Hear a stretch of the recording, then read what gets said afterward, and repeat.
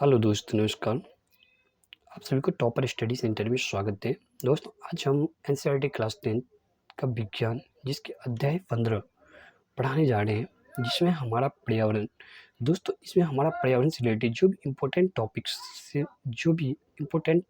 हैं वो आज हम कवर करेंगे, जो आपको एग्ज़ाम के लिए भी है और एग्ज़ाम के लिए ज़रूरत भी है और आपको ये पढ़ना भी चाहिए और याद भी रखना चाहिए। तो आइए जानते हैं सबसे पहले हमारा पर्यावरण। तो पर्यावरण का मतलब वो सभी चीज़ें होती है जो हमें घेरे रहती है।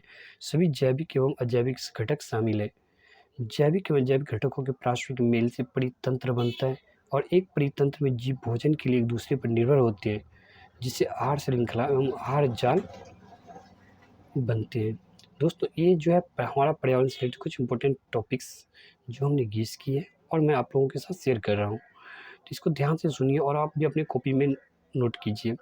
अगला है स्टार में मनुष्य की गतिविधियों के कारण हमारे पर्यावरण में गिरावट आ रही है और समस्या उत्पन्न हो रही है, जैसे ओजोन परत का ह्रास एवं कचरे का निपटान। तो सबसे पहले हम जानेंगे परितंत्र के बारे में। दोस्तों, जो परितंत्र की परिभाषा क्या होता है, यदि कोई पूछेगा परितंत्र क्या है, तो सबसे पहले इसकी परिभाषा, एक क्षेत्र के सभी जीव एवं अजैविक घटक मिलकर एक परितंत्र का निर्माण करते हैं। इसीलिए एक परितंत्र जैविक जीवित जीव एवं अजैविक घटक जैसे कि तापमान, वर्षा, वायु, मृदा आदि से मिलकर बनता है। यानी परितंत्र के प्रकार, इसके दो प्रकार होते हैं। एक होता है प्राकृतिक परितंत्र और एक होता है मानव निर्मित परितंत्र। यानी प्राकृतिक परितंत्र जो प्राकृतिक में विद्यमान है, उदाहरण जैसे जंगल, सागर, झील। और मानव निर्मित परितंत्र होते हैं जो परितंत्र ने निर्मित किए हैं, उन्हें मानव निर्मित परितंत्र कहते हैं, जैसे खेत, जलाशय, बगीचा। और परितंत्र के घटक, इसका एक होता है अजैविक घटक जिसके तहत आता है हवा, जल, भूमि, और एक होता है जैविक घटक जिसके आता है पौधे और जानवर। जैविक घटक इसका 3 प्रकार होते हैं, एक होता है उत्पादक, एक होता है उपभोक्ता और एक होता है अपघटक। अब यहाँ पे उपभोक्ता होता है शाकाहारी, मांसाहारी, सर्वाहारी, परजीवी। अजैविक घटक के बारे में, तो सबसे पहले सभी जीव निर्जीव घटक जैसे हवा, पानी, भूमि, प्रकाश और तापमान आदि मिलकर अजैविक घटक बनाते हैं। जैविक घटक क्या है, तो सभी सजीव घटक जैसे पौधे, जानवर, सूक्ष्म जीव, फफूंदी आदि मिलकर जैविक घटक बनाते हैं। आहार के आधार पर जैविक घटकों को निम्न में बांटा गया है। उत्पादक, पहला नंबर, सभी हरे पौधे, नील हरित शैवाल अपना भोजन अकार्बनिक पदार्थों से सूर्य की रोशनी का प्रयोग करके बनाते हैं, जिसको प्रकाश संश्लेषण बोलते हैं। दूसरा उपभोक्ता, ऐसे जीव जो अपने निर्वाह के लिए परोक्ष या अपरोक्ष रूप से उत्पादकों पर निर्भर रहते हैं। जैसे उपभोक्ताओं को निम्न प्रकार में बांटा गया है। शाकाहारी शाकाहारी में आता है पौधे एवं पत्ते खाने वाले जैसे बकरी, हिरन। मांसाहारी मांस खाने वाले जैसे शेर, मगरमच्छ। सर्वाहारी, पौधे एवं मांस दोनों खाने वाले जैसे कौवा, मनुष्य। परजीवी, यानी दूसरे जीव के शरीर में रहने एवं भोजन लेने वाले जैसे जू और अमरबील। इसी तरह आता है कि अपघटक के बारे में जानते हैं। अपघटक क्या होता है, तो फफूंदी और जीवाणु जो कि मरे हुए जीव एवं पौधे के जटिल पदार्थों को सरल पदार्थों में विघटित कर देते हैं। इस प्रकार अपघटक स्रोतों की भरपाई में मदद करता है।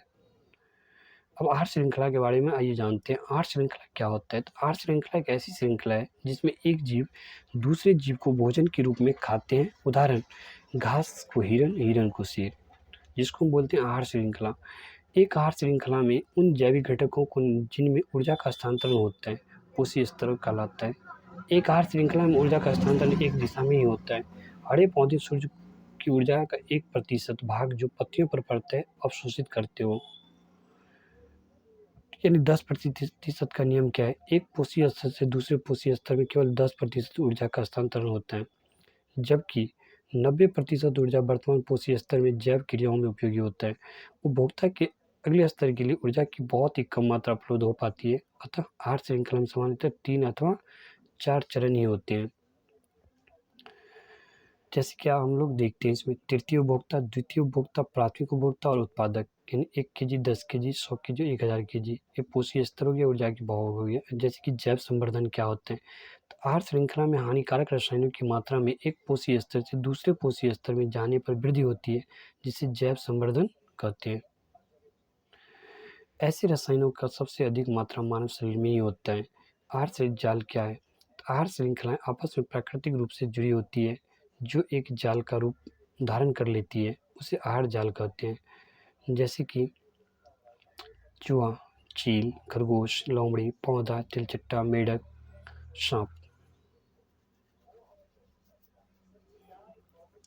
इसमें देखो सांप चील से भी लिंक है, चूहा से भी लिंक है, मेढक से भी लिंक है। मेढक तिलचट्टा से लिंक है, तिलचट्टा पौधे से, और पौधे से चूहा भी लिंक है, खरगोश भी लिंक है, तिलचट्टा भी, खरगोश लोमड़ी भी लिंक है, चील भी लिंक है और पौधा भी।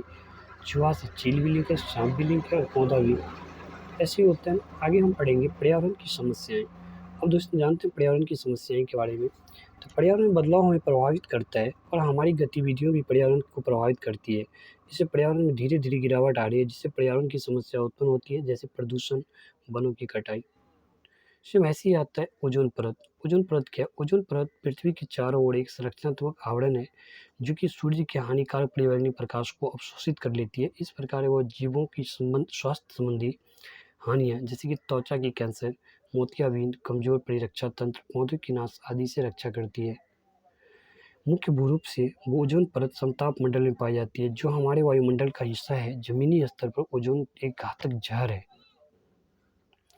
ओजोन का निर्माण कैसे होता है? तो ओजोन का निर्माण निम्न प्रकाश रासायनिक अभिक्रिया का परिणाम है। जब O2 परावैंगनी विकिरण होता है तो O प्लस O अणु यानी O2 प्लस O या इक्वल O3 ओजोन। ओजोन परत का ह्रास के बारे में जानते हैं। 1985 में कहता है पहली बार अंटार्कटिका में ओजोन परत की मोटाई में कमी देखी गई, जिसे ओजोन छिद्र के नाम से जाना जाता है। तो ओजोन की मात्रा में स्थिरता में से गिरावट के मुख्य कारक मानव संश्लेषित रसायन क्लोरोफ्लोरोकार्बन CFC को माना गया, जिनका उपयोग शीतलन एवं अग्निशमन के लिए किया जाता है। दूसरा स्टार है 1987 में संयुक्त राष्ट्र पर्यावरण कार्यक्रम UNEP में सर्वानुमति बनने की CFC के उत्पादन को 1986 के स्तर पर ही सीमित रखा जाए। Kyoto protocol.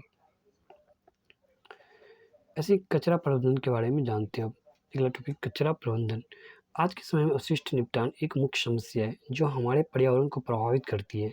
हमारी जीवन शैली के कारण बहुत बड़ी मात्रा में कचरा इकट्ठा हो जाता है। कचरे में निम्न पदार्थ होते हैं, जैसे कि जैव निम्नीकरण पदार्थ जो सूक्ष्म जीवों के कारण छोटे घटकों में बदल जाते हैं। उदाहरण फल तथा सब्जियों के छिलके, सूती कपड़ा, जूट, कागज आदि। अजैव निम्नीकरण क्या होते हैं? तो पदार्थ जो सूक्ष्म जीवों के कारण घटकों में परिवर्तित नहीं होते हैं, वो अजैव निम्नीकरण पदार्थ हैं। उदाहरण के लिए प्लास्टिक, पॉलीथीन, संश्लिष्ट रेशे, धातु, रेडियोएक्टिव अपशिष्ट आदि सूक्ष्म जीव एंजाइम उत्पन्न करते हैं, जो पदार्थों को छोटे घटकों के बदले देते हैं। एंजाइम अपनी क्रिया में विशिष्ट होते हैं, इसीलिए सभी पदार्थों का अपघटन नहीं कर सकते हैं। कचरा प्रबंधन की विधियाँ। तो कचरा प्रबंधन कुछ विधियाँ हैं, जैसे कि जैव मात्रा संयंत्र, जैव निम्नीकरण पदार्थ इस संयंत्र द्वारा जैव मात्रा में खाद में परिवर्तित किया जाता है। सीवेज उपचार तंत्र, नाली के पानी को नदी में जाने से पहले इस तंत्र द्वारा संशोधित किया जाता है। सी है कूड़ा भराव क्षेत्र, कचरा निचले क्षेत्रों में डाल दिया जाता है और दबा दिया जाता है। कंपोस्टिंग यानी जैविक कचरा कंपोस्ट गड्ढे में भरकर ढक दिया जाता है। मिट्टी के द्वारा 3 महीने में कचरा खाद में बदल जाता है। पुनर्चक्रण अजैव निम्नीकरण पदार्थ कचरा पुनः इस्तेमाल के लिए नए पदार्थों में बदल दिया जाता है। पुनर्उपयोग यह एक पारंपरिक तरीका है, जिसमें एक वस्तु का पुनः इस्तेमाल कर सकते हैं। उदाहरण अखबार के लिफाफे बनाना। इस तरह से हमारा पर्यावरण से रिलेटेड जो भी इम्पोर्टेंट बातें थी वो हमने कर ली। अब नेक्स्ट टॉपिक में मिलेंगे एक नए टॉपिक्स और नए प्रश्नावली नए अध्याय के साथ। तब तक हमारे यूट्यूब चैनल को सब्सक्राइब जरूर कीजिएगा, साथ साथ बेल आइकन बटन क्लिक भी कर दीजिएगा, ताकि इस तरह के नए नए वीडियो नए नए टॉपिक से रिलेटेड आपसे जब बात करेंगे तो नोटिफिकेशन आपके पास सबसे पहले पहुँचे। तब तक के लिए जय हिंद, जय भारत।